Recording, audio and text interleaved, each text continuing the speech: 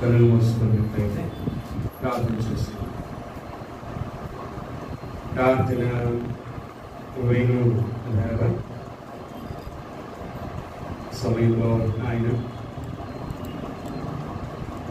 నిరాశుడైన నేను మీ మాటలను చదవబోచుకుంటుండగా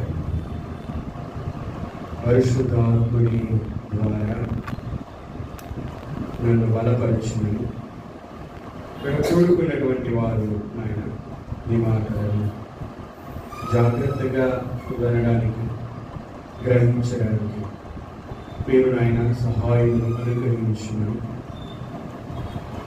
మీ కుమారుడైనటువంటి యేసుక్రీస్తు పేరిట మిమ్మల్ని అడుగుచున్నాను తండ్రి. సమయంలో దేవుని గ్రంథంలో నుండి అపోస్తలుల కార్యములు 20వ అధ్యాయము 28వ వచనాన్ని మనము చదువుకుందాం. దేవుడు తన స్వరక్తం ఇచ్చి సంపాదించిన తన సంఘమును కాయుటకు పరిశుద్ధాత్మ మిమ్మును దేనియందు అధ్యక్షులుగా ఉంచెను. ఆ యావత్తు మందను గూర్చియో మీ మట్టుకు మిమ్మును గూర్చియో జాగ్రత్తగా ఉండుడి. ఈ మాటలను యోగా గారు రాశారు. ఈ మాటలను పౌలు గారు సంఘపు పెద్దలతో పలికారు. సందర్భమును మనము ఆలోచన చేసినట్లయితే పౌలు గారు ఎఫెసు పట్టణంలో 3 సంవత్సరంలో దేవుని పని చేశాడు. తన 2వ మిషనరీ ప్రయాణంలో అకులా ప్రిస్కిల్లా అనే భార్యాభర్తలతో కలిసి ఎఫెసుకు వస్తాడు. అపోస్తలుల కార్యములో 18వ అధ్యాయము 19వ వచనాన్ని చదువుకుందాం. వారు ఎఫెసునకు వచ్చినప్పుడు అతడు వారిని అక్కడ విడిచిపెట్టి తాను మాత్రము సమాజ మందిరములో ప్రవేశించి యూదులతో తర్కించుచుండెను. వారు ఎఫెసునకు వచ్చినప్పుడు పౌలు గారు అకులా ప్రిస్కిల్లతో కలిసి ఎఫెసునకు వచ్చారు. 19వ అధ్యాయము 8వ వచనాన్ని 9వ వచనాన్ని మనం చదువుకున్నాం. తర్వాత అతడు సమాజ మందిరములోనికి వెళ్ళి ప్రసంగించుచు దేవుని రాజ్యమును గురించి తర్కించుచు ఒప్పించుచు ధైర్యముగా మాట్లాడుచు 3 నెలలు గడిపాను. ఇక్కడ ఎఫెసులో గడిపాడు. మనం 19వ అధ్యాయము 1వ వచనాన్ని చదువుకున్నట్లయితే అపోల్లో కొరింథులో ఉన్నప్పుడు జరిగినదేమనగా పౌలు పై ప్రదేశములలో సంచరించి ఎఫెసునకు వచ్చాడు. తన 3వ మిషనరీ ప్రయాణంలో ఎఫెసునకు మరలా వచ్చాడు. మొదటి మిషనరీ ప్రయాణంలో ఎఫెసునకు వచ్చాడు. రెండవ మిషనరీ ప్రయాణంలో ఎఫెసునకు వచ్చాడు. 3వ మిషనరీ ప్రయాణంలో కూడా ఎఫెసునకు వచ్చాడు. వచ్చి 3 నెలలు గడిపాడు. 10వ వచనాన్ని మనం చదువుకుంటే 2 ఏళ్ల వరకు ఈలాగున జరిగెను గనుక యూదులేమి గ్రీసు దేశస్థులేమి ఆసియాలో కాపురమున్న వారందరూ ప్రభువు వాక్యము వినిరి. ఎఫెసులో 3 నెలలు ఉన్నట్లుగా, 2 ఏళ్ళు ఉన్నట్లుగా, ఈ విధంగా పూర్తిగా పౌలు గారు ఎఫెసులో 3 సంవత్సరములు ఉన్నట్లుగా మనం చూస్తాం.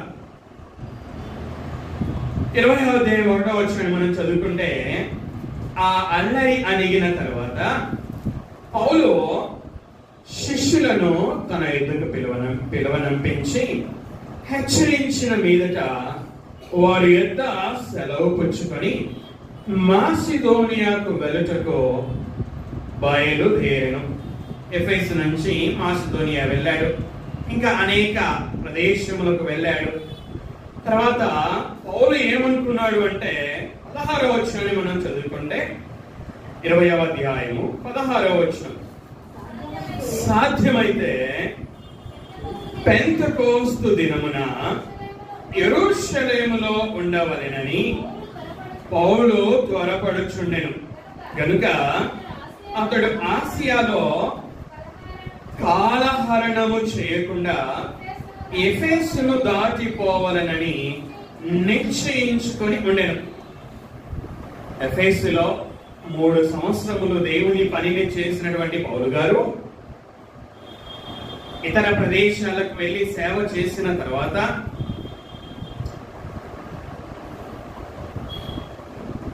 అతడు పెంతెకోస్తు అనే పండుగ దినమున యెరూషలేములో ఉండవలనని త్వరపడ్డాడు గనుక పౌలు గారు ఆసియాలో కాలహరణము చేయకుండా ఎఫెసును దాటిపోవాలనని నిశ్చయించుకొని ఉండెను. 15వ వచనాన్ని మనం చదువుకుంటే, అతడి నుండి వెళ్ళి మరునాడు కియోసునకు ఎదురుగా వచ్చితిమి. మరునాడు సమోసునకు చేరి ఆ మరునాడు మిలేతుకు వచ్చితిమి. పౌలు గారు మిలేతు అనే ఒక స్థలానికి వచ్చాడు. మిలేతు నుండి ఎఫెసు పట్టణంలో ఉన్నటువంటి సంఘ పెద్దలకి వర్తమానం పంపాడు. మిలేతు నుండి ఎఫెసునకు మధ్య దూరం ఎంత అంటే 50 కిలోమీటర్లు. సంఘ పెద్దలకి వర్తమానం పంపాడు, మీరు నా దగ్గరికి రండి అని. సంఘ పెద్దలు పౌలు గారి దగ్గరికి వచ్చారు. తన దగ్గరకు వచ్చినటువంటి ఎఫెసు పట్టణపు సంఘ పెద్దలతో మాట్లాడుచున్న సందర్భం. 3 సంవత్సరాలు ఆ పట్టణంలో పరిచర్య చేశాడు కదా. ఇక ఆయన పెంతెకోస్తు దినానికి యెరూషలేములో ఉండాలని అనుకున్నాడు. యెరూషలేము వెళ్తే అక్కడ అతని కొరకు బంధకాలు కాచుకొని ఉన్నాయని, ఆ శ్రమలు కాచుకొని ఉన్నాయని 23వ వచనంలో మనం చదువుకుంటాం. చూడండి 23వ వచనం, 20వ అధ్యాయం 23. బంధకములను శ్రమలను నా కొరకు కాచుకొని ఉన్నవని పరిశుద్ధాత్మ ప్రతి పట్టణములోనూ నాకు సాక్ష్యం ఇచ్చుచున్నాడని తెలియను. యెరూషలేముకి వెళ్తే బంధకాలు ఉన్నాయి, శ్రమలు ఉన్నాయి కనుక నేను ఇక ఈ సంఘపు పెద్దలను చూడకపోవచ్చు. ఇదే నా చివరి చూపు. చూడండి 25వ వచనాన్ని మనం చదువుకున్నట్లయితే, ఇదిగో దేవుని రాజ్యమును గురించి ప్రకటించుచు నేను మీ మధ్యను సంచరించుచుండిని, మీలో ఎవరును ఇక మీదట నా ముఖము చూడరని నాకిప్పుడు తెలియను. చివరిసారిగా సంఘపు పెద్దలతో యెరూషలేముకు వెళ్ళక మునుపు సంఘపు పెద్దలతో వేడుకోలు మాటలు మాట్లాడాలని అనుకున్నాడు పౌలు గారు. అలా అనుకొని వారిని పిలవనంపించాడు. వారు వచ్చారు.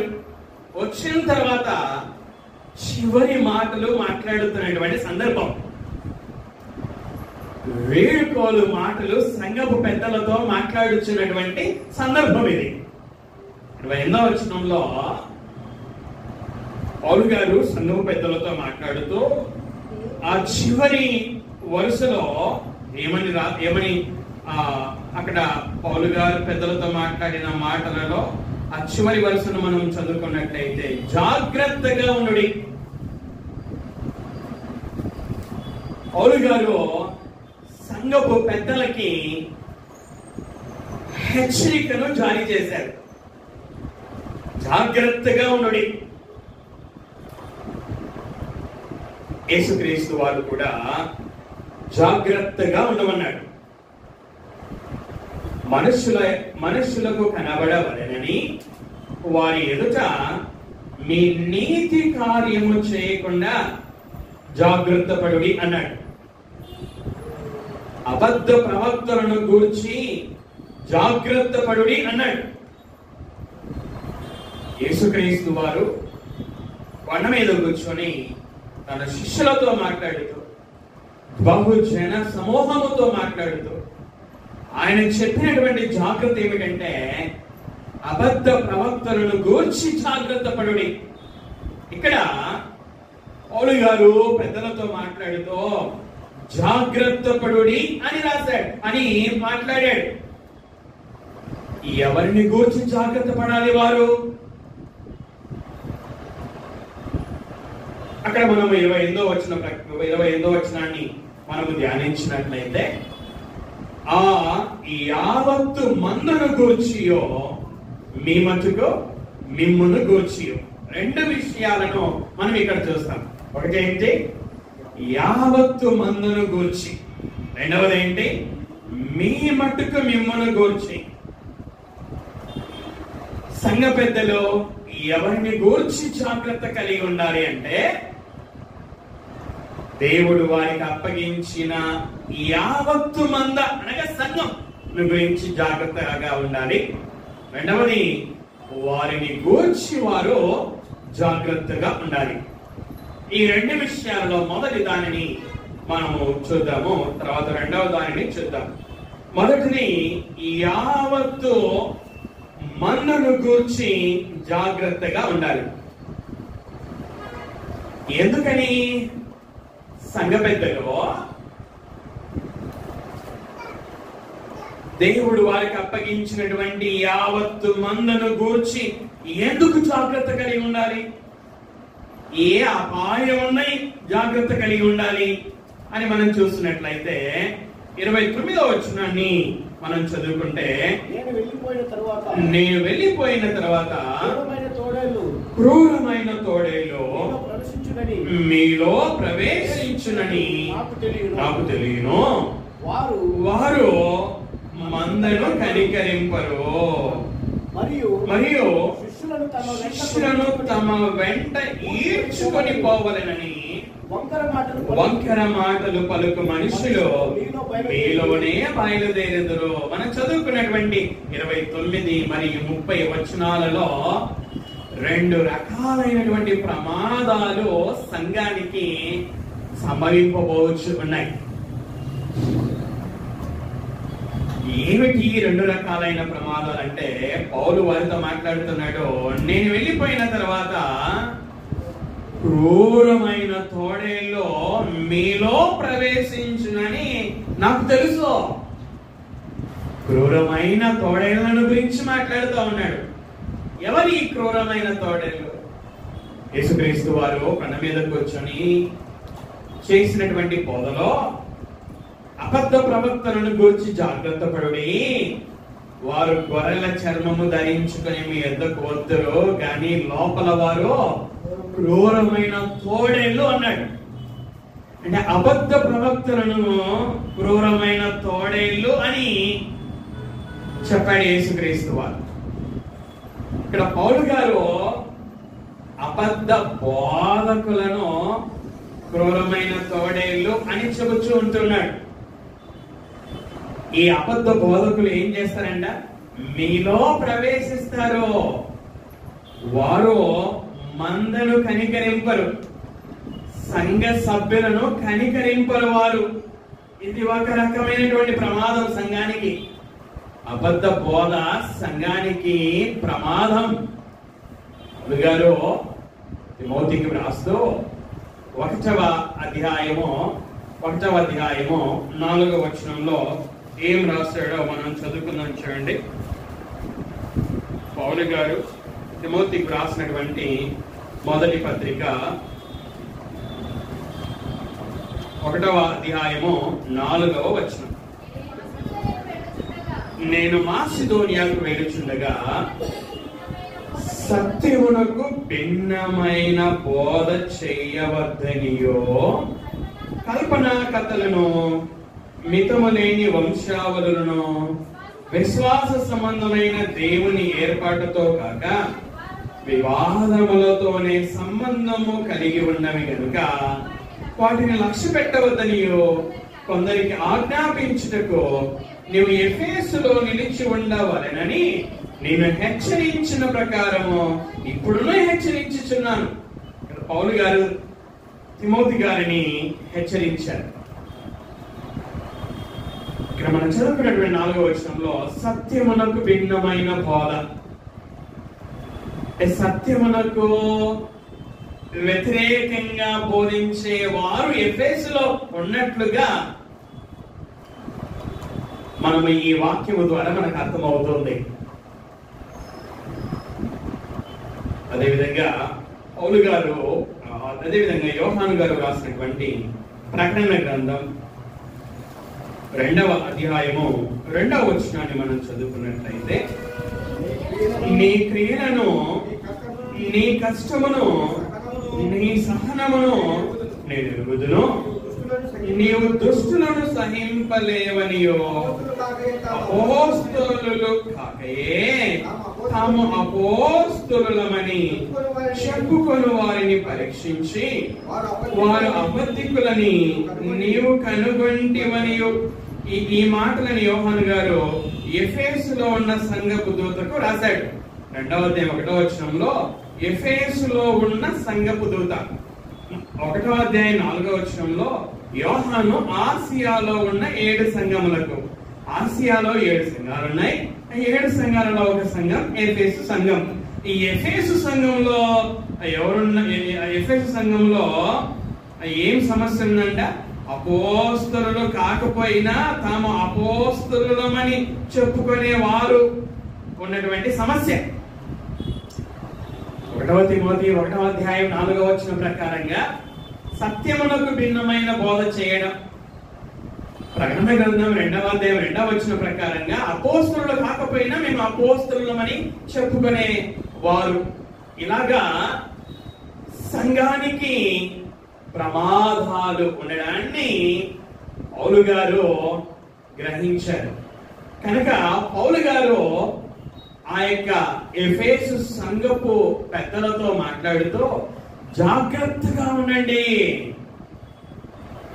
ఎందుకు జాగ్రత్తగా ఉండాలి అంటే, నేను వెళ్ళిపోయిన తర్వాత క్రూరమైన తోడేళ్ళు మీలో ప్రవేశిస్తారు, వారు మందను కనికరింపరు. ఇంకొక రకమైన ప్రమాదం ఏమిటంటే, అదే మనము 30వ వచనాన్ని అపోస్తలుల కార్యములో 20వ అధ్యాయము 30వ వచనాన్ని మనము చదువుకున్నట్లయితే, మరియు శిష్యులను తమ వెంట ఈడ్చుకొని పోవాలనని వంకర మాటలు పలుకు మనుషులు మీలోనే బయలుదేరుదురు. మీలోనే బయలుదేరుదురు. 29వ వచనంలో మీలో ప్రవేశిస్తారు. 30వ వచనంలో మీలోనే బయలుదేరుదురు. అంటే ఆ ఎఫెసు సంఘములో నుండే, ఆ సంఘములో నుండే, ఆ సంఘ పెద్దలలో నుండే సంఘానికి ప్రమాదం తీసుకొని వచ్చేవారు బయలుదేరుతారు. శిష్యులను తమ వెంట ఈడ్చుకొని పోవాలనని వంకర మాటలు పలుకు మనుషులు, అంటే సత్యమునకు వ్యతిరేకంగా బోధ చేసే మనుషులు, సత్యాన్ని పాడు చేసే మనుషులు మీలోనే బయలుదేరుదురు. సంఘానికి ఈ ప్రమాదం ఉంది. పరిశుద్ధాత్ముడి ద్వారా ప్రమాదాన్ని గుర్తించినటువంటి పౌలు గారు చివరిగా సంఘపు పెద్దలతో మాట్లాడుతూ వారిని హెచ్చరిస్తూ ఉన్నాడు. ఏమని హెచ్చరిస్తూ ఉన్నాడు? జాగ్రత్తగా ఉండుడి. జాగ్రత్తగా ఉండమంటే దాని అర్థం ఏంటి చూడండి. అదే మనం 31వ వచనాన్ని చదువుకున్నాను చూడండి. కావున నేను 3 సంవత్సరములో రాత్రింబగల్లో కన్నీళ్లు విడిచుచు ప్రతి మనుష్యునికి మానగా బుద్ధి చెప్పి తినని మీరు జ్ఞాపకము చేసుకుని మెలకువగా ఉండండి. సంఘ పెద్దలు జాగ్రత్తగా దేవుడు వారికి అప్పగించిన సంఘం పట్ల ఉండడము అనగా ఏమిటంటే వారు మెలకువగా ఉండాలి. ఆత్మ సంబంధంగా మెలకువగా ఉండాలి. దేవుడు వారికి అప్పగించిన సంఘం పట్ల మెలకువగా ఉండాలి. అబద్ధ బోధ ఈ క్రూరమైన తోడేళ్లు ప్రవేశిస్తారు కనుక మెలకువగా ఉండాలి. శిష్యులను తమ వెంట ఈడ్చుకొని పోవాలనని వంకర మాటలు పలుకు మనుషులు వారిలోనే బయలుదేరుతారు కనుక మెలకువగా ఉండాలి. చూడండి, మత్తయి సువార్త 24వ అధ్యాయము 42వ వచనాన్ని మనం చదువుకున్నాం. మత్తయి సువార్త 24వ అధ్యాయము 42వ వచనం. కావున ఏ దినమున మీ ప్రభువు వచ్చునో మీకు తెలియదు గనక మెలకువగా ఉండుడి. మెలకువగా ఉండుడి. ఎందుకు మెలకువగా ఉండాలంట? యేసుక్రీస్తు వారు ఎప్పుడు వస్తాడో తెలియదు గనక మెలకువగా ఉండుడి. 43వ వచనంలో కూడా ఏ జామున దొంగ వచ్చునో ఇంటి యజమానునికి తెలిసి ఉండిన ఎడల అతడు మెలకువగా ఉండి తన ఇంటికి కన్నము వేయనీయడని మీరెరుగుదురు. యేసుక్రీస్తు వారు ఎప్పుడు వస్తారో తెలియదు కనుక అన్ని సమయాలలో మెలకువగా ఉండాలి. యేసుక్రీస్తు వారు గెత్సెమనే తోటలో మాట్లాడుతూ శిష్యులతో మాట్లాడినటువంటి సందర్భం ఏమిటంటే మీరు శోధనలో ప్రవేశింపబడినట్లు మెలకువగా ఉండుడి. ఇక్కడ పౌలు గారు సంఘపు పెద్దలతో మాట్లాడుతూ జాగ్రత్తగా ఉండుడి అన్నాడు. జాగ్రత్తగా ఉండడం అంటే మెలకువగా ఉండడం. ఇంకా అదే 31వ వచనాన్ని మనం చదువుకున్నట్లయితే కావున నేను 3 సంవత్సరములు రాత్రింబగల్లో కన్నీళ్లు విడిచుచు ప్రతి మనుష్యునికి మానక బుద్ధి చెప్పి తినని మీరు జ్ఞాపకము చేసుకుని మెలకువగా ఉండుడి. జాగ్రత్తగా ఉండడం అనగా మొదటిది మెలకువగా ఉండడం, రెండవది జ్ఞాపకము చేసుకోవడం. సంఘ పెద్దలు జ్ఞాపకం చేసుకోవడం. ఏం జ్ఞాపకం చేసుకోవాలి సంఘ పెద్దలు? పౌలు గారు ఈ ఎఫెసు పట్టణంలో 3 సంవత్సరాలు దేవుని పరిచర్య చేశాడు. 3 సంవత్సరాలలో రాత్రింబగళ్ళు దేవుని పరిచర్య చేశాడు. ఆ 3 సంవత్సరాలు కన్నీళ్లు విడిచి సంఘములోని ప్రతి సభ్యునికి మానక బుద్ధి చెప్పాడు. పౌలు ఈ 3 సంవత్సరాలు ఈ విధమైన ప్రయాస పడ్డారు అని జ్ఞాపకం చేసుకోవాలి. చూడండి, జ్ఞాపకం చేసుకోవడం గురించి మనము దేవుని మాటలని మనము చూసుకున్నట్లయితే యోహాను సువార్త 16వ అధ్యాయము 4వ వచనాన్ని మనం చదువుకుందాం. యోహాను సువార్త 16వ అధ్యాయము 4వ వచనం. అవి జరుగు కాలము వచ్చినప్పుడు నేను వాటిని గూర్చి మీతో చెప్పి తినని మీరు జ్ఞాపకము చేసుకునేలాగున ఈ సంగతులు మీతో చెప్పుచున్నాను. యేసుక్రీస్తు వారు శిష్యులతో మాట్లాడుతున్నటువంటి సందర్భం అంటే జరగబో విషయాలను ఆయన తెలియజేశాడు. తర్వాత అవి జరిగినప్పుడు మీరు జ్ఞాపకం చేసుకోండి. నేను మీకు ముందే చెప్పానని జ్ఞాపకం చేసుకోండి. పౌలు గారు తెస్సలోనీయులకు రాసినటువంటి మొదటి పత్రిక మొదటి అధ్యాయము 3వ వచనాన్ని మనం చదువుకుందాం. పౌలు గారు తెస్సలోనీయులకు రాసినటువంటి మొదటి పత్రిక మొదటి అధ్యాయము 3వ వచనం. విశ్వాసముతో కూడిన మీ పనిని, ప్రేమతో కూడిన మీ ప్రయాసమును మన ప్రభువైన యేసుక్రీస్తునందలి నిరీక్షణతో కూడిన మీ ఓర్పును మేము మన తండ్రి అయిన దేవుని ఎదుట మానక జ్ఞాపకము చేసుకొనొచ్చు. పౌలు గారు జ్ఞాపకం చేసుకొనొచ్చు ఉన్నారు. ఏం జ్ఞాపకం చేసుకొనొచ్చున్నారు అంటే తెస్సలోనికయుల యొక్క పనిని జ్ఞాపకం చేసుకొనొచ్చు ఉన్నారు. వారి ప్రయాసను జ్ఞాపకం చేసుకొనొచ్చు ఉన్నారు. వారి ఓర్పును జ్ఞాపకం చేసుకొనొచ్చు ఉన్నారు. ఏ విధంగా ఇక్కడ సంఘపు పెద్దలు జ్ఞాపకం చేసుకోవాలి. ఏం జ్ఞాపకం చేసుకోవాలి అంటే పౌలు పడినటువంటి ప్రయాసను జ్ఞాపకం చేసుకోవాలి. 3 సంవత్సరాలు రాత్రి పగలు కన్నీళ్లు విడిచిచు సంఘములోని ప్రతి సభ్యుని పట్ల జాగ్రత్త తీసుకొని వారికి బుద్ధి చెప్పడంలో పౌలు పడినటువంటి ఆ ప్రయాసని సంఘ పెద్దలు జ్ఞాపకం చేసుకోవాలి.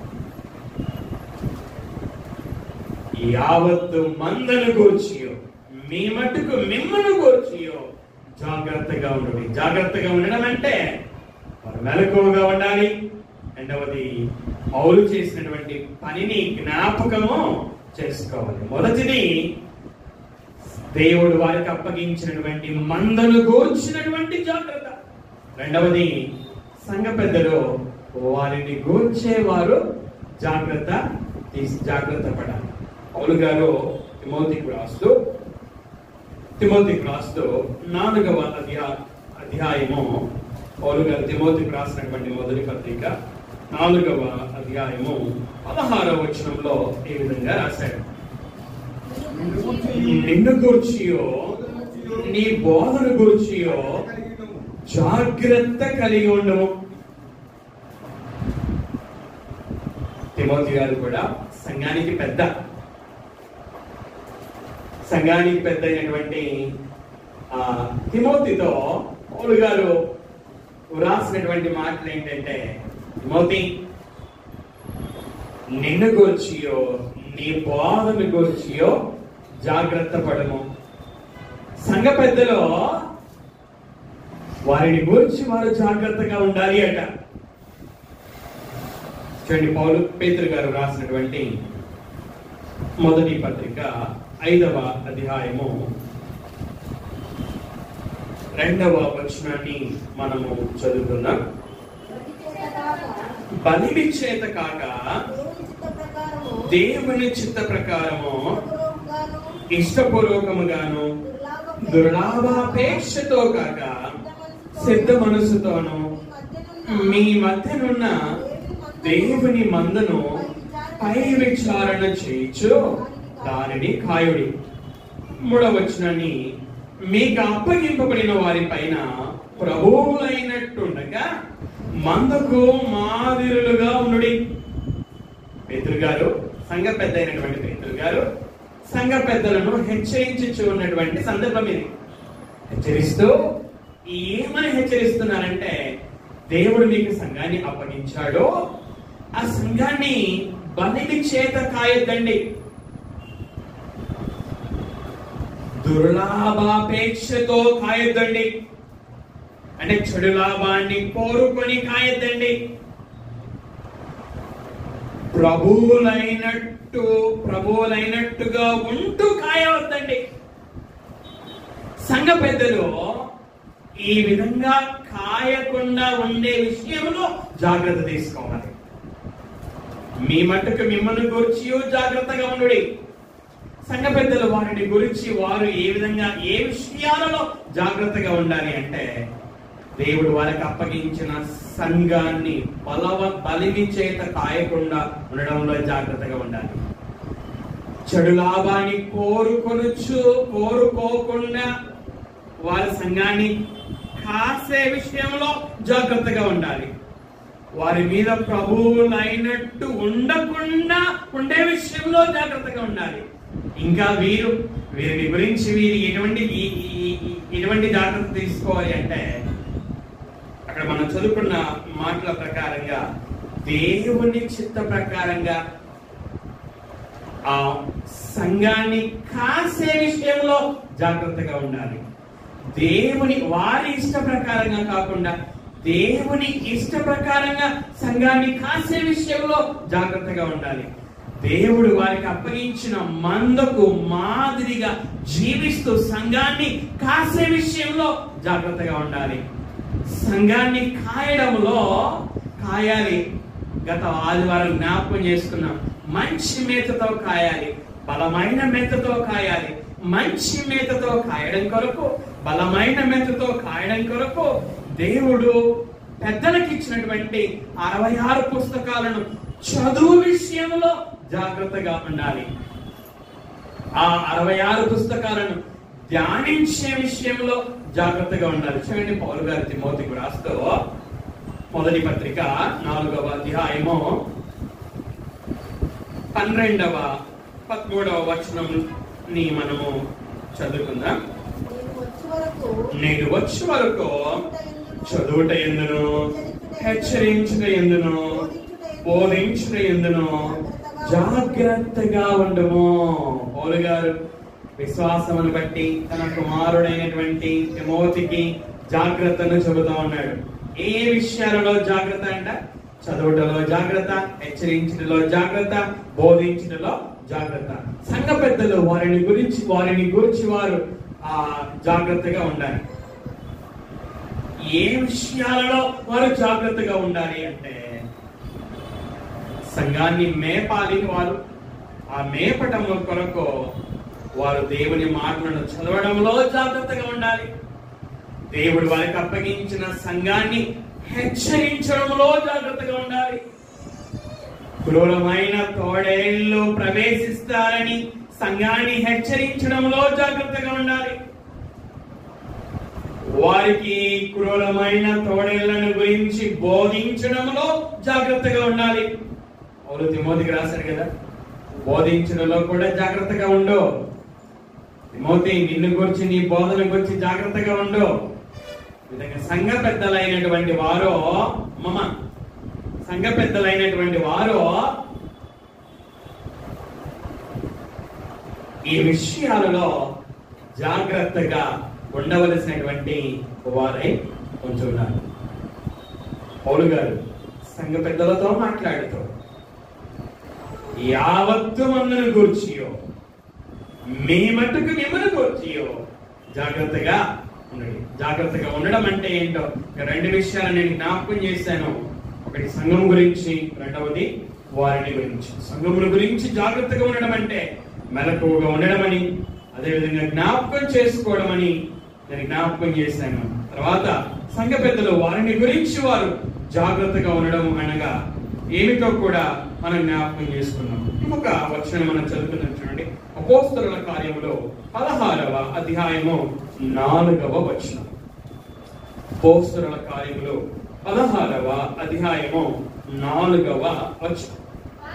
వారు ఆయా పట్టణముల ద్వారా వెళ్ళుచు యెరూషలేములోనున్న అపోస్తలులను పెద్దలను నిర్ణయించిన విధులను గాయకొనుటకు వారికి అప్పగించిరి. ఇక్కడ కూడా మనము 4వ వచనంలో పెద్దలు అనే మాటను మనం చూస్తున్నాం. ఈ పెద్దలు చేసినటువంటి పని ఏంటో ఇక్కడ మనం చూస్తూ ఉన్నాం. ఇంతవరకు పెద్దల యొక్క పెద్దల యొక్క బాధ్యతలను మనం అపోస్తలుల కార్యములు 20వ అధ్యాయం 28 నుంచి మనము చదువుకున్నాము. ఇక్కడ మనం చదువుకున్నటువంటి 16వ అధ్యాయం 4వ వచనంలో పెద్దలు చేసినటువంటి పని ఏమిటంటే వారు విధులను నిర్ణయించారు. అపోస్తలులు నిర్ణయించారు. అలాగే ఆ విధులను నిర్ణయించడంలో పెద్దలు కూడా ఉన్నట్లుగా మనం చూస్తూ ఉంటున్నాం. లూకా సువార్త 2వ అధ్యాయము 1వ వచనాన్ని మనం చదువుకున్నాం. లూకా సువార్త 2వ అధ్యాయము 1వ వచనం. ఆ దినములలో సర్వలోకమునకు ప్రజాసంఖ్య వ్రాయవలనని కైసరు ఔగుస్తు వలన ఆజ్ఞ ఆయను. ఆజ్ఞ ఎవరి వలన అయిందంటే కైసరు ఔగుస్తు వలన అయింది. కైసరు ఔగుస్తు ఎవరు? ఈయన చక్రవర్తి. మన దేశానికి నరేంద్ర మోదీ గారు ఏ విధంగా ప్రధానమంత్రి, అదేవిధంగా ఈ దినాలలో ప్రపంచమంతటిని కూడా కైసర్ ఔగుస్తు పరిపాలన చేస్తూ ఉండేవాడు. భారతదేశంలోని అన్ని రాష్ట్రాలను నరేంద్ర మోదీ గారు ఏ విధంగా పరిపాలన చేస్తున్నారో అలాగే ప్రపంచ సామ్రాజ్యాలన్నిటినీ కూడా ఒక చక్రవర్తి పరిపాలన చేశాడో ఈ సమయంలో ఆ చక్రవర్తి పేరు కైసర్ ఔగుస్తు. ఆ కైసర్ ఔగుస్తు ఆజ్ఞ ఇచ్చాడు. అంటే ఒక చక్రవర్తి ఆజ్ఞను జారీ చేశాడు. అలాగే ఇక్కడ ఎవరు ఈ విధులను, ఆజ్ఞలు లేక విధులను తప్పక చేయాల్సిన పనులను ఎవరు నిర్ణయించారు అంటే అపోస్తలులు నిర్ణయించారు. అదేవిధంగా వారితో పాటు పెద్దలు కూడా నిర్ణయించారు. అంటే ఇక్కడ పెద్దల యొక్క బాధ్యత ఏమిటి అని మనం చూసినప్పుడు సంఘానికి విధులను లేక ఆజ్ఞలను లేక చట్టములను నిర్ణయించు బాధ్యత కలిగినటువంటి వారు. సంఘం పట్ల జాగ్రత్తగా ఉండవలసినటువంటి బాధ్యత కలిగిన వారు. సంఘము కొరకు విధులను నిర్ణయించు బాధ్యత కలిగిన వారు. చివరిగా అపోస్తలుల కార్యములో 11వ అధ్యాయము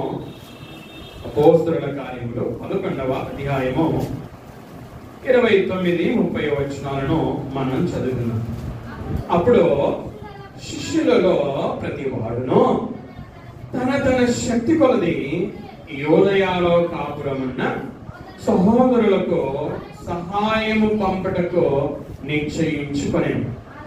అలాగున చేసి బర్నబా, సౌలు అను వారి చేత పెద్దల యొద్దకు దానిని పంపిణీ. సందర్భం ఏమిటంటే ఇక్కడ ఒక ప్రవక్తలు యెరూషలేము నుండి అంతియోకుకు వచ్చారు. ఆ ప్రవక్తలలో అగబు అనే ఒక ప్రవక్త నిలబడి భూలోకమంతటా గొప్ప కరువు రాబోచున్నదని పరిశుద్ధాత్ముడి ద్వారా సూచించాడు. అది క్లౌదియా చక్రవర్తి కాలమందు సంభవించునని మనకు 28వ వచనము తెలియజేస్తుంది. అప్పుడు ఏం చేశారంటే అంతియోకియలో ఉన్నటువంటి ఈ సహోదరులు ఏం చేశారంటే మనలో ప్రతి ఒక్కరు కూడా మన శక్తి కొలది ధనమును పోగు చేద్దాం. ధనమును పోగు చేసి యోదయాలో ఉన్నటువంటి సహోదరులకి పంపిద్దాము. కరువు ఉంది కదా, కనుక ఆర్థిక ఇబ్బంది ఉన్న కారణము చేత అంత్యొకయ సంఘంలో ఉన్నటువంటి సభ్యులమైన మనము మన శక్తి కొలది ధనమును పోగు చేద్దాం. ధనమును పోగు చేసిన తర్వాత ఈ పోగు చేద్దామని అనుకున్నారు. ఆ సంఘం ఏం చేసిందంటే వాళ్ళు అనుకున్న విధంగానే వారి శక్తి కొలది ధనమును పోగు చేశారు. పోగు చేసిన తర్వాత వారు ఏం చేశారంటే ఆ ధనముని ఎవరి చేతి పంపించారంట? 30వ వచనం మనం చదువుకుంటే బర్నబా, సౌలు అని వారి చేత పంపించారట. బర్నబా, సౌలు ఇద్దరు కూడా అంతియోకియ సంఘంలోనే ఉన్నారు. అంతియోకియ సంఘంలో పై వచనాన్ని మనం చదువుకుంటే 1 సంవత్సరం ఉండి అంతియోకియ సంఘంలో బోధించినట్లుగా మనం చూస్తాం. కనుక పౌలు, బర్నబా ఇద్దరు సేవకులు ఆ యొక్క సంఘంలో ఉన్నప్పుడు ఆ సంఘస్థులు ధనాన్ని సమకూర్చిన తర్వాత ఆ ధనాన్ని పౌలు, బర్నబా చేతులకిచ్చి ఆ పౌలు, బర్నబాల చేత యూదయ దేశంలో ఉన్నటువంటి సహోదరుల దగ్గరికి పంపించారు. అయితే ఆ యొక్క ధనమును సహోదరులకి వారి చేతికి ఇవ్వలేదు. పౌలు, బర్నబా గారు ఎవరి చేతికి ఇచ్చారంట? మనం 30వ వచనం చదువుకుంటే అలాగున చేసి బర్నబా సౌలు అను వారి చేత పెద్దల యొద్దకు దానిని పంపిరి. యూదయలో ఉన్నటువంటి యెరూషలేములో సంఘం ఉంది. ఆ సంఘంలో విశ్వాసులు ఉన్నారు, ఆ సంఘములో అపోస్తలులు ఉన్నారు, ఆ సంఘములో పెద్దలు ఉన్నారు. అయితే ఈ అంతియొకయలో ఉన్నటువంటి సహోదరులు ఆ కూర్చున్నటువంటి ఆ ధనాన్ని పౌలు బర్నబాల చేత ఎవరి యొద్దకు పంపించారంటే విశ్వాసుల యొద్దకు కాదు, అపోస్తలుల యొద్దకు కాదు. ఎవరి యొద్దకు పంపించారంటే పెద్దల యొద్దకు పంపించారు. అంటే పెద్దల యొక్క బాధ్యతను మనం చూస్తున్నాం, పెద్దల యొక్క ప్రాముఖ్యతను మనం చూస్తున్నాం. ఆ ధనాన్ని పౌలు బర్నబాల చేత పంపించినప్పుడు మీరు పోయి సంఘం మీరు పోయి ఒక్కొక్కరికి మీరే పంచండి అని చెప్పలేదు. ఈ అంత్యొకయ సంఘం పౌలు బర్నబాల చేత ఎవరి దగ్గర పంపించారు? పెద్దల దగ్గరికి పంపించారు. ఆ పెద్దలు తీసుకొని ఏం చేసి ఉంటారు? ఆ పెద్దలు తీసుకొని వారి వారి అక్కర కొలది సంఘమంతటికి కూడా, అక్కర ఉన్నటువంటి వారందరికీ కూడా పంచి ఉంటారు. అపోస్తలుల కార్యం మనం చదువుకుంటే ఈ 2వ అధ్యాయము 4వ అధ్యాయము ఇలా మనం చదువుకుంటే ఈ సంఘ ప్రారంభములో ఆస్తులు ఉన్నవారు, స్థిరాస్తులు చరాస్తులు ఉన్నవారు ఏం చేశారంటే, వారు భూములు ఉన్నవారు, ఇళ్ళు ఉన్నవారు ఏం చేశారంటే వారు అమ్మేసి అమ్మగా వచ్చినటువంటి డబ్బు తీసుకొచ్చి అపోస్తలుల పాదాలు అయితే పెట్టారు. అపోస్తలులు ఏం చేశారంటే ఎవరికి ఏ అక్కర ఉంటే వారి అక్కర కొద్ది పంచి పెట్టారు. ఇక్కడ 11వ అధ్యాయానికి వచ్చేసరికి అక్కర ఉన్న వారికి పంచి పెట్టడానికి ఆ డబ్బును పౌలు బర్నబా చేత ఎవరి దగ్గరికి పంపించారంటే పెద్దల దగ్గరికి పంపించారు. ఆ పెద్దలు ఏం చేశారు? ఆ పెద్దలు ఎవరి అక్కర కొలది, ఆ కరువులో ఎవరి అక్కర కొలది వారికి పంచి పెట్టి ఉంటారు అని మనకు సులువుగా అర్థము అవుతుంది. కనుక సంఘ పెద్దల యొక్క బాధ్యతలను మనము ఈ ఉదయకాలపు వేళ చూసాం.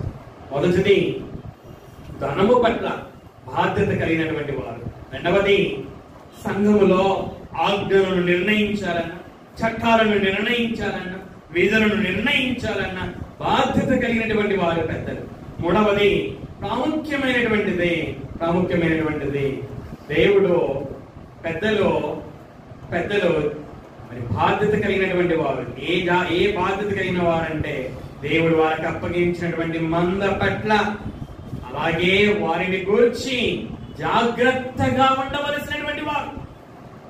ఎందుకంటే ప్రమాదం ఉంది కనుక జాగ్రత్తగా ఉండడము అనగా మెలకువగా ఉండాలని, వారు చేసిన సేవను జ్ఞాపకం చేసుకోవాలని, ఆ విధంగా జాగ్రత్తగా ఉండి సంఘాన్ని కాయాలి అని జ్ఞాపకం చేసుకోవాలి.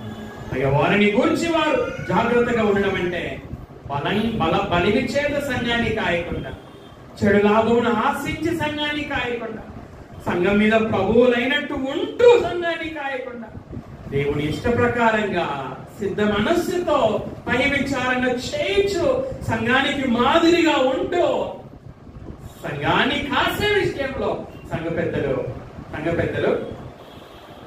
జాగ్రత్త, వారిని గురించి వారు జాగ్రత్త తీసుకోవాల్సినటువంటి వారై ఉన్నారు.